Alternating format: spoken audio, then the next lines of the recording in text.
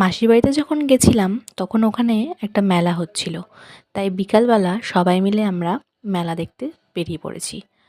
আমি ছিলাম, মা ছিল, মানি ছিল, আর আমার দুই বোনও ছিল।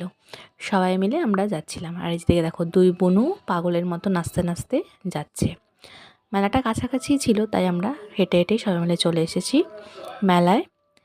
এবার মেলায় গিয়ে তো মেয়েদের যা হয় আর কি, এই জুয়েলারির দোকান দেখলেই মানে কি মনে হয় যে এটা কিনি ওটা কিনি।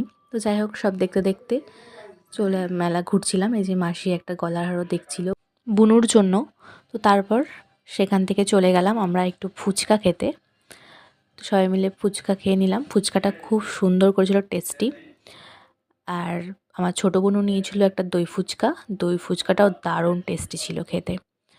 তো চারিদিকে বেশ মেলার অনেক লোকজন ছিল, সবাই মিলে ভালো আনন্দ